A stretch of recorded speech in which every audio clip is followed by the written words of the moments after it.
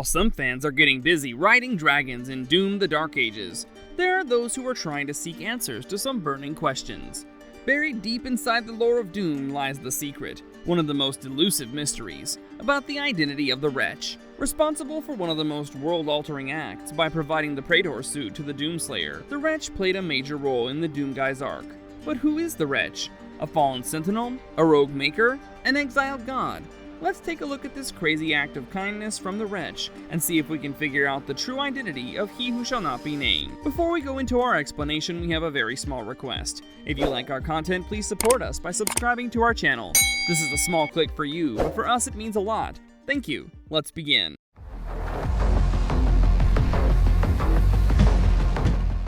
The Doomslayer Praetor suit. Our beloved Doom Marine guy has had his fair share of moral conflicts while dealing with circumstances that involved a crazy amount of violence. He was sent to a Mars United Aerospace Corporation-run facility as punishment for his defiance against his higher-ups. Here he would be handed over his very first suit with the chest plate and the visor as the UAC sent him through a portal that they were experimenting with, a portal that was a gateway to hell. As hell unleashed on the facility with several demonic entities, the Doom guy managed to fight them back with the utmost level of brutality possible. After years of battling demons and killing them off, the man who would be called the Doomslayer landed in Argent D'Nur. This planet of the Argentines, a technologically advanced humanoid race, thought that our Doom guy was a threat, and he was met by the Night Sentinels, elite warriors dedicated to protecting their world from all types of threats. But upon recognizing the badass skill of our man, they decided to make him one of their own and honored him as one of the Night Sentinels. That's somewhat crazy if you consider the long period of time this guy was a lone soldier.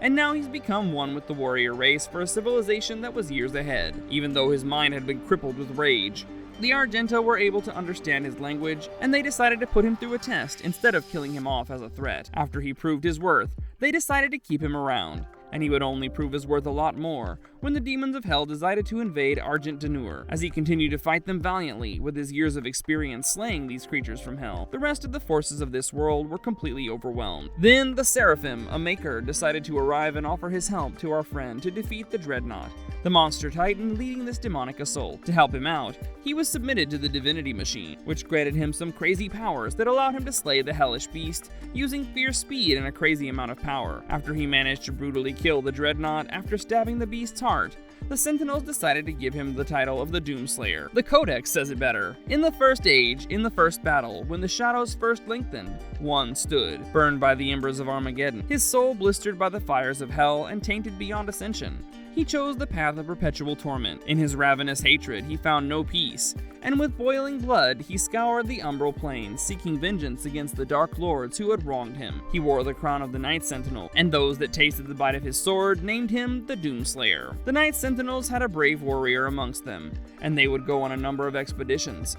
Some of them would bring our Doom guy back to hell, even as he led his brothers into a rampage of killing the demon. But it wasn't all going to be nice and peaceful in Argent D'Nur, as the demonic forces would corrupt the Makers, and they would start taking sides with having more power. Soon, all of Argenta would be divided into those who wanted power and those who believed in the ideals of the Sentinel. Those who betrayed and ended up turning into demonic beings of power themselves, and the Doomslayer, who had stayed true to the principles of the Sentinels, led his brothers against these corrupted beings called the Marauders. One of the Night Sentinels, Vaylin, who had trained the Slayer himself during his first days amongst the Argenta, ended up losing his son in this battle. Broken by his loss, Vaylin betrayed all his Sentinel brothers by giving the demons access to the city in return for getting his son resurrected. The plan backfired, as his son was resurrected, but not as the being he had known, but as a fearsome, monstrous creature, the true nightmare, the icon of sin. You gotta give it to them for using these epic names that immediately make them memorable. Vaylin would be left repenting in solitude for the consequences of his actions, while the Night Sentinels fell one by one into the hands of the demons. The icon of sin and the other demons took chunks of Argent D'Nur and brought them to hell. And this is where the Slayer continued his rampage to kill each and every one of the demons. Though he had been handed a whole new armor following the Doomslayer title, the battles had reduced the armor to tatters, and it wasn't long before he would be vulnerable to the attacks from the demonic being. But it was here that he would come across an individual, a mysterious being from hell, who would give him the Praetor armor. and the one you might have seen in the 2016 game, that would make him fearsome enough amongst the demons. The suit only increased the Slayer's brutality, as he ended up getting imprisoned in a sarcophagus by the demons to prevent any more of his murderous rampage. Over the years, the fans have had their complaints regarding the suit, regarding how much a single piece of damage to the suit could impact the health of the armor as a whole. But the question has changed to who the individual is who handed our demon warrior his Praetor armor. The Wretch. Hardly anything has been mentioned about the Wretch, who shall not be named, in the lore apart from a couple of details that can probably indicate who this individual could have been.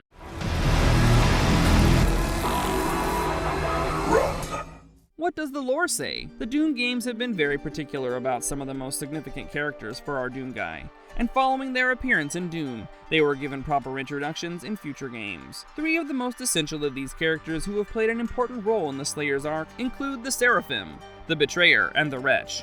We got proper explanations about these individuals in the game, but they would only be revealed in Doom External, apart from the Wretch. The Codex entry regarding the event where the Doomslayer happened upon the Wretch states, "And in this terrible rancor between worlds and through time, the Hellwalker found the Wretch who shall not be named, but in this heresy was loyal to his evil cause. The Wretch adorned the Doomslayer in a mighty armor, wrought in the forges of hell, impenetrable and unyielding." So yeah, that doesn't reveal much, but it somewhat indicates that the armor has been made in hell. But closer inspection of the suit might suggest something else, particularly the fact that the suit appears to have been rusted in some places, which might mean that the suit is old and has had its wear and tear through battle. It also has the number 8623, meaning it was manufactured in mass, which would make sense for most of the suits manufactured for the Marines. Further support for the idea that the suit was probably manufactured instead of being made in hell is the presence of the English text and the logos that appear on it, further indicative that humans made it. But that might mean that there's a chance that this suit was actually of human origin, and the Wretch further upgraded it in hell. Some of the Blaster Soldier enemies seem to have a similar suit, and the Praetor one only seems like it's been modded to give a different look. But the fact that stands out the most is the compatibility of the UAC upgrade chips within the suit, meaning that the suit has a similar software-hardware format to those made on Earth. Overall, it becomes clear that there's a favorable chance that the powers endowed to the suit happen to be in hell, but the suit itself might just be another UAC suit made on Earth. So that, along with whatever else has been mentioned in the scriptures, narrows down our list of candidates for the Wretch by quite a lot. Found the wretch who shall not be named. To thoroughly study the scriptures, one must understand how the demonic narrator talks about the Argenta. According to an entry from the Corax tablet, all falls before the command of hell, for our power is absolute, our march to victory is inevitable.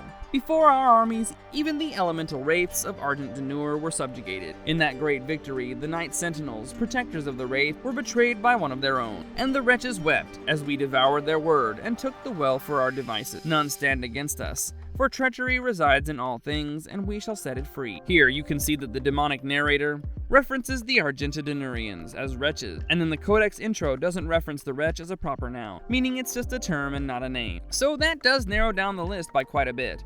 One of the first individuals that comes to our mind is the Seraphim, who was revealed to be Samur Maker in Doom Eternal. Samur was once a high-ranking figure in the Maker hierarchy, and he served under the Khan Maker, and ended up playing a key role in the Slayer's arc. According to the Codex, Samur the Seraphim bestowed upon the Demon Slayer the blessing of divinity through the Divinity Machine. In this act, he defied the Khan Maker's will and was thus exiled from Urdak. Samur was an excellent figure who defied the higher order and gifted our Slayer with great power. The power that played an important role in the Slayer to stop the demonic attack from hell. These attributes do fit the narrative of the Wretch, thus indicating that there's a chance that it was indeed Seraphim who might have provided the Slayer with that suit. Valen repented for his sins, and even though the demons are quite evil, they hold a special title for a traitor like him, and therefore they referred to him as Wretched.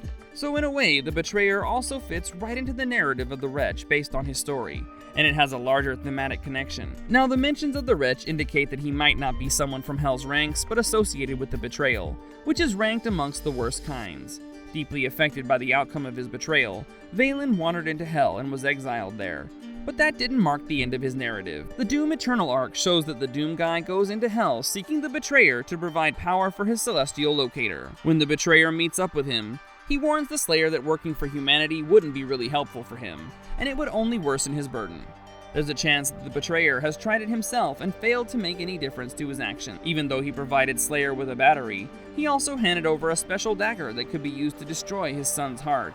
the thing that controlled the Icon of Sin. The Slayer carried out the attack on the Icon of Sin like he was told, and manages to prevent the corrupted Khan Maker from having any control over the Icon of Sin. Later, Valen appeared before the Slayer as a hologram, and handed him his Warhammer, the Sentinel Hammer. By then, his burden had lightened and he had discovered that the Doomslayer had lifted his son's curse. Valen's motivations align with those that the Wretch ascribes, and it wouldn't be surprising to see him arm the Doomslayer against Hell. Some theories also indicate that the Argenta reference could work in a manner where the Wretch could be a tech priest or a rogue engineer, someone who's not been mentioned in the canon yet. According to this theory, the Praetor suit is a combination of something that has the Maker technology mixed with Hell's forces. The other possible options are mere theories, indicating that we are yet to reveal the character properly. According to some, there's a chance that he's another warrior similar to the main Doom guy, who went into exile in Hell, and there he managed to work on the Praetor armor, thus proving the compatibility and other technology of the suit. It's unclear whether it's someone from a completely different dimension or someone from the UAC,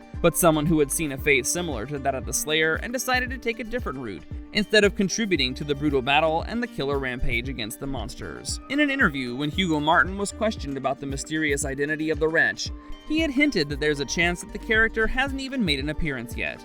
Now, we'll probably have to wait for quite a while before this deal is utilized in a future game or made into an essential plot point to introduce someone helping out the Doom guy inside Hell.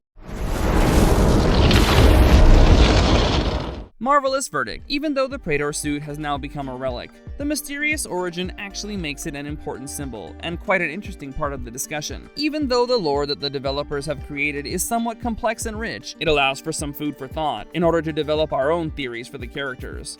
We might never know who the Wretch actually is, but the fact that such an individual exists in Hell, and is someone who helped the Slayer while the other Night Sentinels were all killed, will never be forgotten. Who do you think the Wretch is? Is it someone we know, or someone who might have been hinted at in the Dark Ages? If you liked our content, don't forget to leave a like and subscribe to us if you haven't already. Have a good one and be safe. Thanks, everyone!